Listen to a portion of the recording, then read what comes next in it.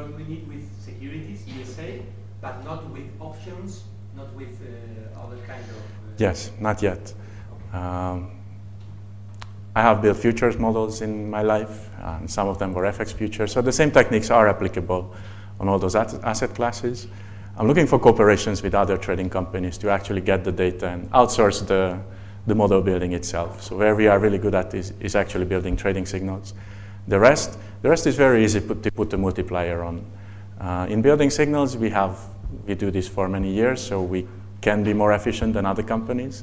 But in terms of actually getting the data and doing the trading, well, maybe we are somewhat better than others, but you can't be so much better than others. So that's one way to cooperate with others. I'm very curious where you are from, what background you came with. Is here anyone who are students? Can you show me? Vale. Who are actually teachers of the university? And the others are actually working, right? Yes. Is anyone who's working in finance? Well, I have a company with algorithmic trading. Well, that counts. Developing systems, yes.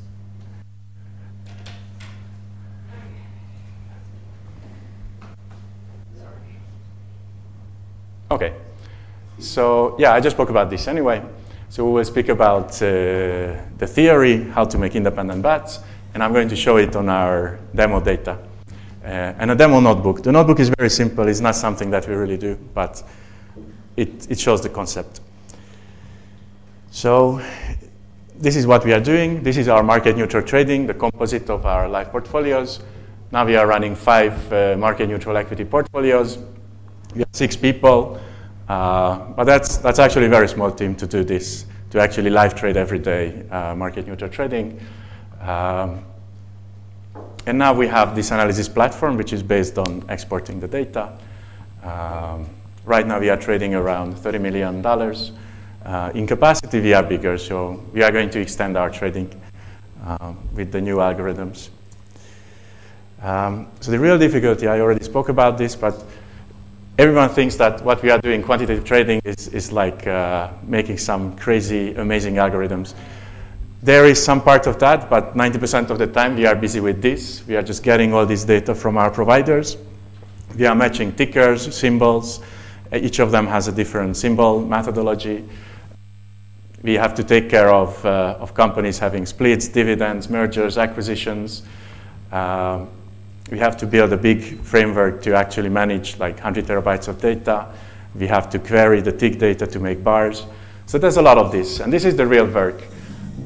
So what we are offering with our data is to actually start quantitative trading without doing the hard part, because we are able to export our data and that's completely ready for machine learning or building algorithms. So let's see the theory. This goes to market neutrality, and this will go to forecast-based trading as well. This is one of the most fundamental ideas in trading. The fundamental law of active management in its original form is saying that the information ratio equals the product of the information coefficient times the number of independent bets. I'm not sure if everyone is familiar with the information ratio and the coefficient, so I'll simplify this.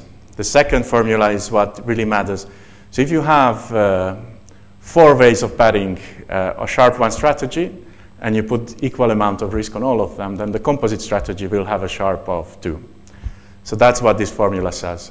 As you get more and more trading ideas, slowly your final risk to return is improving. Is there anyone who doesn't know Sharpe ratio? Okay, so Sharpe ratio, I have something. So Sharpe ratio is the return. You have a portfolio. Basically what it says is that if you have a portfolio like this, which is going up and down, but by the end it finishes up, that's not a great thing. The great thing is to go up with small volatility. So anytime you would choose the second line because it's definitely going up. So Sharpe ratio is simply the return of a portfolio divided by the standard deviation of that portfolio. And what this idea explains is that if you have a lot of ideas, let it be factors, signals, or discretionary ideas, you pile them up. If they are independent, then slowly your composite Sharpe is improving. Initially, it's improving fast, and at the end, it's improving a bit slower. But it's still worth to add more and more factors. This would be the theory, but then let's try. Let's say you have four great ideas of different companies. You trust Warren Buffett. For some reason, you trust Elon Musk. And then you want to bet on IBM and Coca-Cola. You make 4 bets. Let's say you really know that these are sharp 1. You backtested or whatever. You know that it's sharp 1. Are you going to get a bet, your final bet of the four bets together? Is it going to be a sharp 2? Well, not really, because the main problem is that once you put your money in these 4 companies, actually you put a lot of money on the whole market. You built a not very diversified portfolio, but the average really resembles the market. And when the whole market goes down, then all the 4 is going to go down at the same time. So your diversification benefit is gone because of lack of independence. And this is what market neutral funds solve very quickly. And this is why hedge funds are called hedge funds, because we get rid of the market component. We have tricky ways to hedge. Instead of betting on an asset, we bet on something else. To explain how this works, I put here the capital asset pricing model. Not sure if everyone knows it. The top form, that's the more complicated form. It includes the risk-free rate. So I'll go for the simple form, because the risk-free rate you can assume to be 0. So what you get is that this is a vector of all your companies. Let's say you have 1,000 companies on your market. This is just a single number, the market return. And this is the vector of your residuals. And then you know the sensitivity of each company to the market returns. So this is what CAPM says, that the returns of your individual assets are explained to a great part by the SPY, whatever the market index is. We usually use S&P, plus some residual component. And that's the first factor model that the economists have uncovered. And it's because this is the most important factor, the most important co-movement in the market. You could think about the market return as the principal component of all these movements here. So what market neutral hedge funds do is that they get rid of this component. They only bet on the residuals. So basically, you reshape your formula, or reorder the formula, and then every day, you know the beta already in the morning, because this is a time series beta. You have historically estimated the sensitivity of your company. You know the sensitivity, and then once you finish trading that day, you can actually calculate what would have been the residual return that day. And to actually trade the residual returns, you will, let's say you want to buy $100,000 worth of IBM residual return, then you buy 100K in this. Let's say you have a beta of 2 of IBM. In that case, you would short 200K of S&P, of the market return. So that way, it's kind of like betting on a spread. It's a bit smarter because we take care of the sensitivity as well. So in this case, if you are betting on residual returns of 4 companies, then the previous situation can't happen, and you're actually building independent bets. There will be still movement, but you got rid of the principal component, so you have much more possibilities to. Basically, what you're betting on is like, is Warren Buffett better than the S&P? We're not just betting on Warren Buffett as one thing. Okay, so that was the first important part, to take care of independence. And once we have independent returns, then it makes sense to do forecast weighting. Why is that? Excuse me. Are there correlations between the residual returns? There is still correlation, but much weaker. So for example, the IT sector will still come. They will have their correlation with themselves. But at least the very big movement is gone. Yes? I think one of the problems of this approach is that beta is not stationary. So it changes over time. So when you build a model, then you said, maybe imagine that beta is 1 or 1.2. But that's the historical data. Yeah. So that's what do you agree with that? So that's part of the job, to estimate your betas. So we have like confidence interval of data. That in today's session will vary between this number. Basically, we won't know exactly the beta. We will have a statistical estimate of the beta based on the historical data. So every day we look back to whatever window, we do a time series regression there, covariance divided by variance, and then it either works or not. So this is also empirical. That we could assume one very simple thing is to assume that beta is 1, and then do residual returns with beta equals 1. Then try to build a model. So if you do it that way, that's not going to be doing so well as looking at these residual returns. Basically, we don't know exactly the beta. The beta is exactly estimated as you're saying it. But it's part of the technique. We can build statistical tests to see which beta estimate is the best. So that one we do, and then we end up with one kind of beta calculation, and then we use that.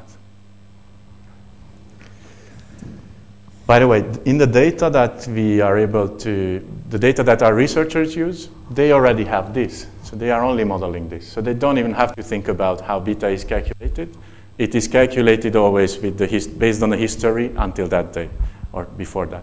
So the data is causally correct. Okay, so that's one thing to get rid of co-movements. Once we get rid of co-movements, then we can get to optimizing our Sharpe. So I'm not going to do maths here, but I have to use formulas to explain what I'm actually doing. This is just the Sharpe ratio. You multiply your portfolio vector with the expected returns of your portfolio vector, and this is the volatility of your portfolio. Again, the portfolio vector multiplied by the covariance matrix multiplied by the portfolio. So what I'm saying here is that we're simply looking at the portfolio which is maximizing the Sharpe. And because we're not doing maths, we're just using maths, the solution of this is this formula. So in theory, would you know the covariance matrix of your returns, you could build a very, very nice portfolio by multiplying the expected returns with the covariance matrix. Now, this is very difficult to do. The covariance matrix is low dimensional, and it's very hard to invert it out of sample. You'll get a lot of trouble. It has its own literature. Anyway, we are looking for a very simple method now, so we are not going to invert the covariance matrix. What we do is a very simple assumption. To make this more reasonable or more easy, we assume that the covariance matrix is unit. If we assume that the covariance matrix is unit, which is like shrinking it to the infinite, so it's like we get rid of all the correlations, all the variances, in that case, this formula simplifies to forecast weighting. So I'm not saying this is the best thing to do. I'm saying this is one thing that works. When you are doing trading, theory matters a lot, but then you really want to be fast. You want to have ways where you just get your data in a notebook, in a memory, and quickly you can multiply and get to results without very complicated things. In some cases, we do invert this covariance matrix. It makes sense to shrink the covariance matrix. But for our purposes now, just to make a forecast and trade that forecast, it actually works because we already got rid of the main source of co-movement in the returns. Right? So our returns, these returns are already residual returns. We have got rid of the S&P. So it's not such a silly idea to assume that the correlation is, they are not so correlated as original returns. I should have put here epsilon, by the way, so you would understand probably better. So these are residual returns in our thinking already. And that's it. You can keep the diagonals. If you want to keep the diagonals of the covariance matrix, that means you still have there the volatilities of the assets. You can divide by that. That's a good idea. Depends on what you want to do. But I'm just showing the very simple idea to actually get to a trading algorithm.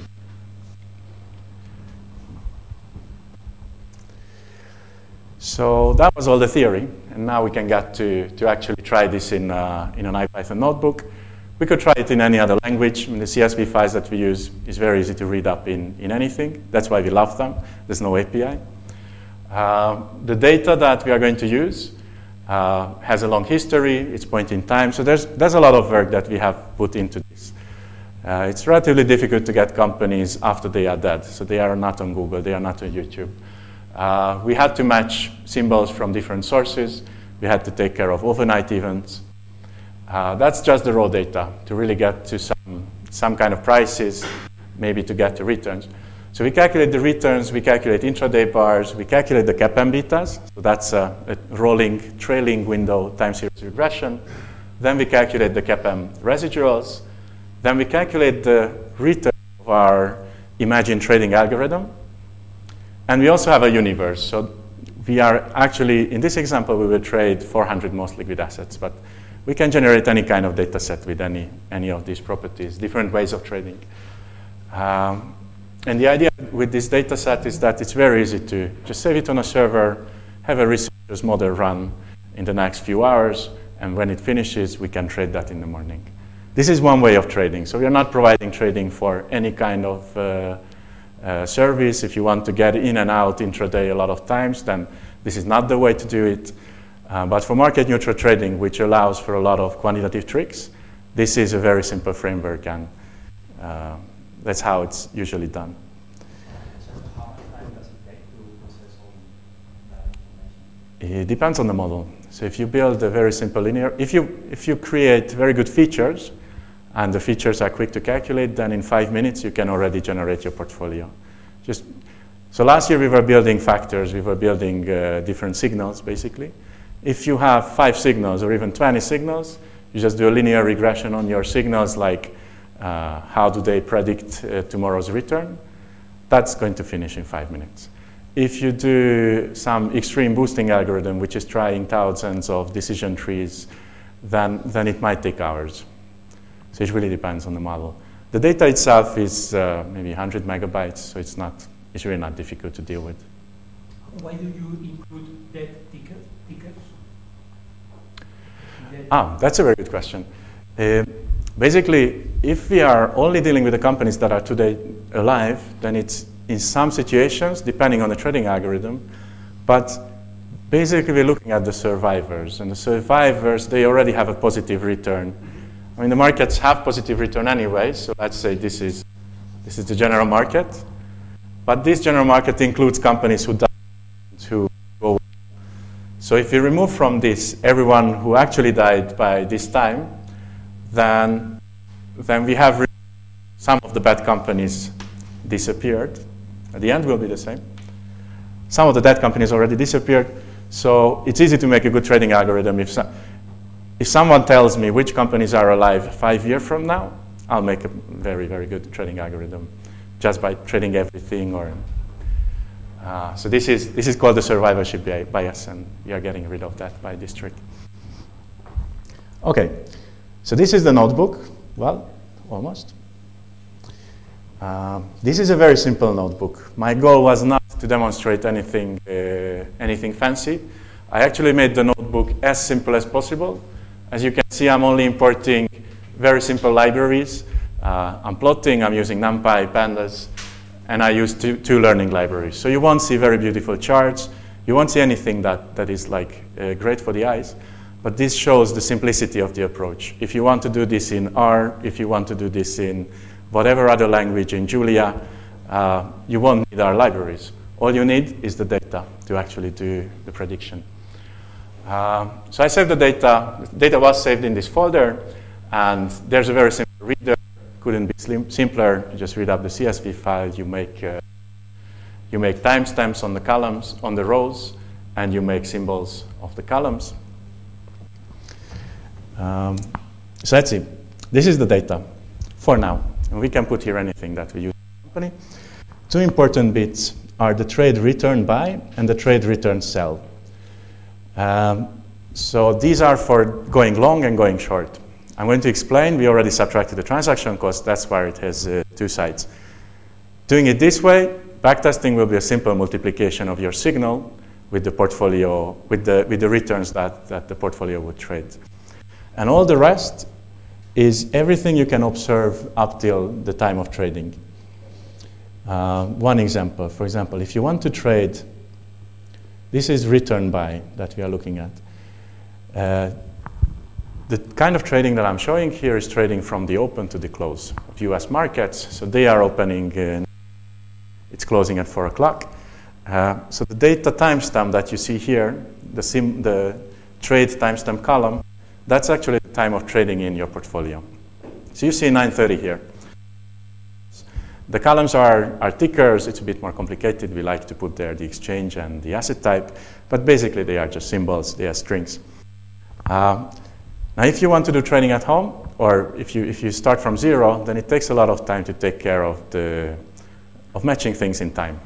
So this 9:30 won't really match with the close time of the 4 o'clock yesterday. It won't match yesterday's intraday timestamps. You might look in the future because, well, every researcher does that time to time, and then it makes a super good chart. We took care of this already. So all our data, let's say this previous open data field that you see here, this is actually previous open. This is already matched to 9:30 of today. Of course, you can't use today's open in today's open trading. So this is already taken care of. And all the other fields that you see here, which are called prev, all of them have the prefix of prev. These are actually timestamped correctly, and the researcher only has to open the data, timestamps already match, and can start learning how to predict the returns of that day. The pre-processing here is very simple. So we have returns. Returns are, of course, this is open close return. From the open to the close, we divide by the open. Then we have residual returns. So this is what we were speaking about. So we take the open close returns and we subtract beta times the S&P movement exactly the same time. This is how you calculate residual returns.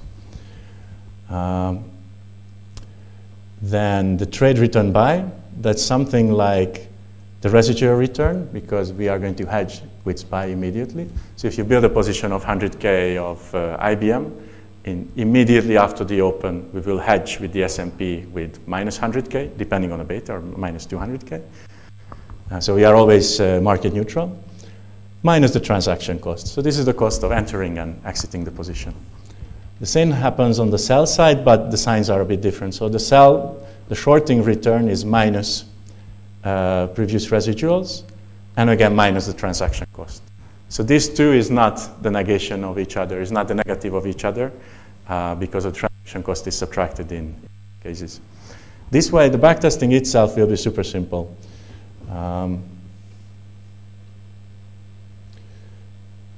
Once you have a trading signal, say this is your trading signal here. It says how many dollars you want to invest in whatever asset.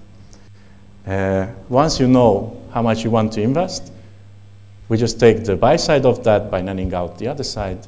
We take the sell side of that by netting out the long side. And then once we have this one has to be multiplied by -1.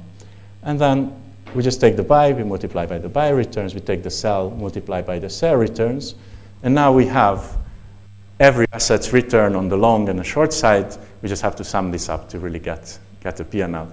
This is extremely fast. So we were able to do backtesting with transaction cost without really building and doing anything complicated. The big benefit is that you can immediately predict your returns that are already residual returns and that already have suffered the transaction cost when you build your machine learning algorithm. So that's why we have separated the long and the short side.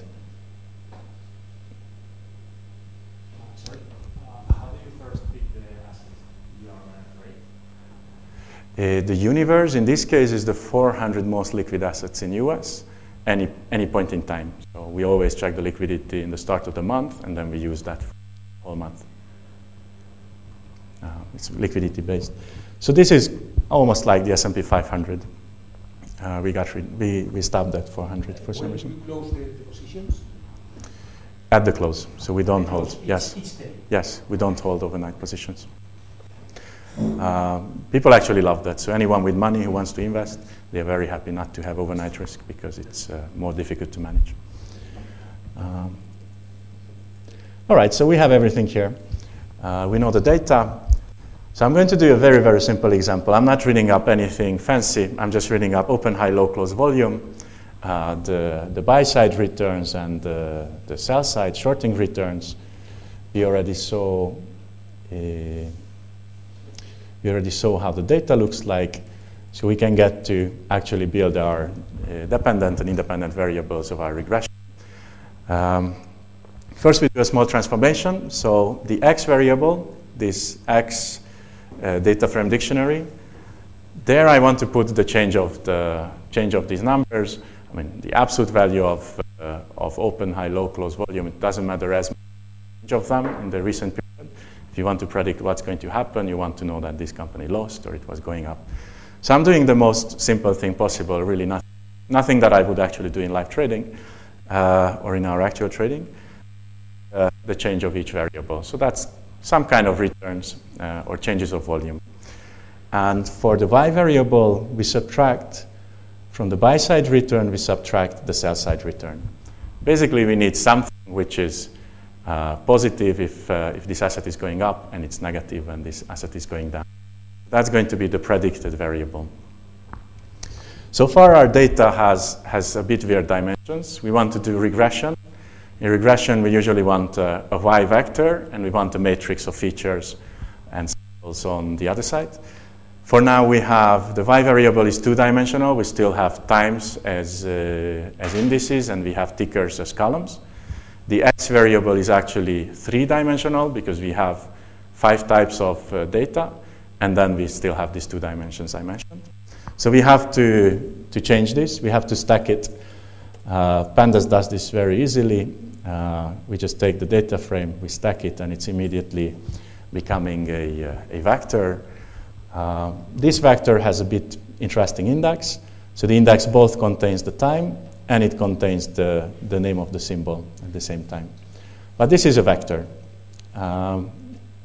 It has only 1 dimension. We do the same with the x variables. We do a similar kind of stacking. So the indices will be the same. That's important because we want to use them in the same regression. The indices are like timestamps and tickers. All pairs of timestamps or tickers are in indices. And the columns became our features. Now this actually looks like the typical regression data set. And this is called panel regression. So we are able to look at all the inputs of some kind of time series data and predict independently of the structure of the time. Basically, we got rid of time. Now we just have companies and days in some way. So let's do something simple. This will be the baseline, just to try what the whole thing is doing. First, I'm doing everything in sample, and once I find something that works in sample, then I do something very little out of sample. So this is just a linear regression. We put the data inside, and we use the same data to predict. So this is an in-sample prediction, and we return with this in-sample prediction. We just fit the linear model. I have a very, very quick backtest. So that's the greatness of our data and our philosophy is that it's so simple to build a backtest with daily simulation after transaction cost. We also have trading volumes in our data. So if you would cap the size of your signal to volume, then you would also consider your capacity immediately. So what happens here is that once we have a signal, we do 2 things that usually helps. We demean the data. So every day, the average of our bets is 0. That's usually a good thing. I mean, it can be that every company goes up even more because these are residual returns. So they almost average to 0. And the other thing is a nice trick. This is also a way to trade very quickly, backtest the signal quickly. So you have a signal with different sizes. One day it is summing to, it looks like you want to trade $100. The other day it looks like $60. Then it looks like whatever. So you have a scale which is changing day by day on your signal. You just divide by the sum of the absolute signal value daily. So then it feels like every day you're trying to invest $1. So if you invest $1 and you multiply your signal, this $1 signal you multiply with the returns, that means if you make 1 cent in the sum of your P&L, that's like making 1% trading. So with these 2 tricks, we are getting to a very, very simple, but very, very fast way of trading. So when you're building your framework, when you want to start to trade, what really matters is to find methods that have some theoretical pinning, but then they are really fast to can quickly try a lot of ideas. I'm going to show long and short returns. So this whole thing is after transaction cost, and it looks like it's not working perfectly.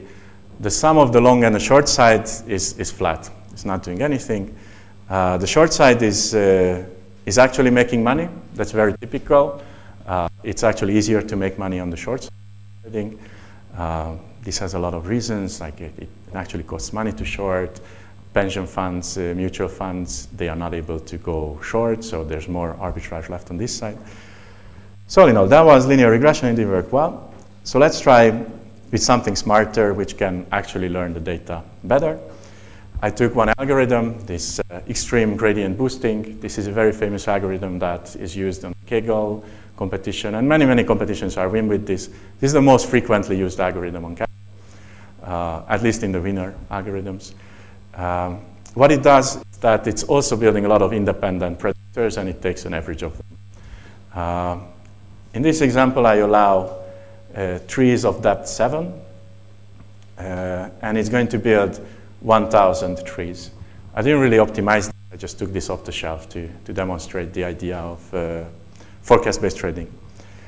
Okay, so once we run it, this is in sample, and not surprisingly, 1,000 decision trees of depth 3, they can learn very well what actually happened in your data. Obviously, this is not believed. This is in sample. There's so much degrees of freedom that can learn the data. But at least it learns already. The long and the short side, both of them works, and the composite then is even better. Let's try this out of sample just to do something more rigorous. I'm just trying 1 year out of time testing. So in this example, we're already training the algorithm from until 2017 January, and we have 1 year to backtest out of sample. So in sample, still beautiful, of course, as it should be, but in this case, also the out of sample started to work. So this is probably a better algorithm, or it found something that was there on the markets. So in this case, the long and the short side together, that's making a reasonable Sharpe. But again, we see that the short side is working very well, and the long side is not working very well. If I was trading this, I would only trade the short side, but that was not the point of the presentation. I just wanted to demonstrate how to do very simple forecast-based trading. Basically, what happened is that in each of these examples, we just built a prediction. I think this is a good example. So we put the X and the Y data inside this algorithm. We train, and then we train the data. This is in sample, but it's easier to show here. So after we train the data, we just test on the data, and whatever the predictions are, we're returning it as values. And that's the signal. Whatever your predictions are, you can use it as a long-short trading signal in a way I explained. So you use 8 years time for in sample and 1 year for out sample? Yes. And that proportion is okay for you? No. Normally I backtest. So my goal here is to show how to use the data. Normally I would backtest the whole thing day by day. So I would build the data until whatever day, and I would build a model, and then I would test the day after. Then I would build again, and test the day after. I'm really not saying this is going to work. So my point is not to show a perfect trading algorithm. Those ones we actually start to trade. But I'm showing the concept of how to do forecast-based trading. Here comes the fun part. So once you have this thinking, basically many people, the entry cost to this market neutral equity trading is high. You need the data, you need this know-how I explained. But once I put a data scientist, anytime I have put a data scientist in this environment with knowing what is market neutral trading and starting to explain some of our factors. I explained one factor the previous year. Once you have few factors or signals and you have this kind of thinking, then I find that people are successful. Then it becomes relatively easy. Because it's the cost of entry. Not everyone can start. I wouldn't start this at home myself because it's a 5-man job. So we have 5 quants and programmers constantly working on running these portfolios. So that was it. By the way, we are hiring. Feel free to send your CV if you are interested. And anyway, feel free to contact me with any questions. Do you have questions on the presentation? any more questions. What do you think about this platform like Pantopia, where you can develop some long-term portfolios? I think it's a great platform. It's a good way to start. I used some of them. I used a lot of these frameworks previously. I used NinjaTrader, MetaTrader, a lot of things. For actually building cross-sectional models, these models are called cross-sectional signals factors. This is very difficult to do with many of these backtesting frameworks, with NinjaTrader or whichever, because you need all the data, and it's so much easier. I mean, what I'm showing, this multiplication couldn't be simpler. So it really doesn't help if I have a big framework on the back of me that is just putting barriers on my trading.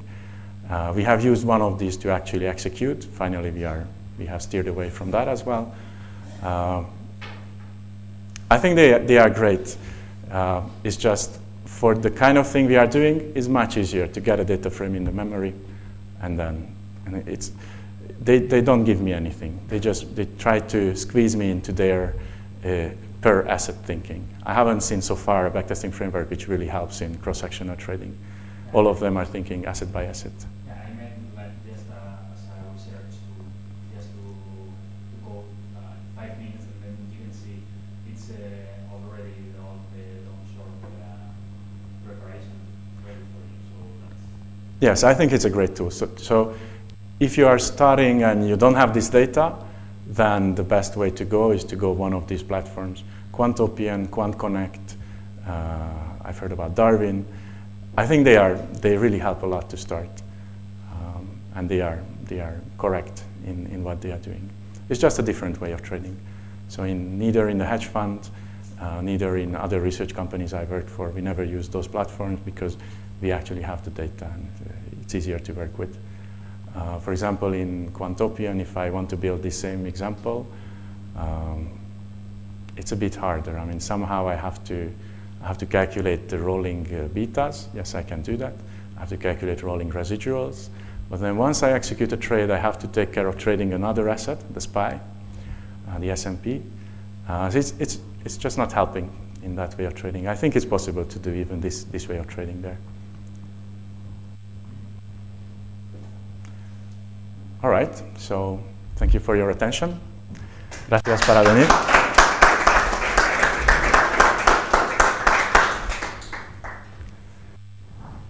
¿Tampoco preguntas en español? Vale. Muchas gracias, Eduardo. Muchas gracias. Le puedes preguntar.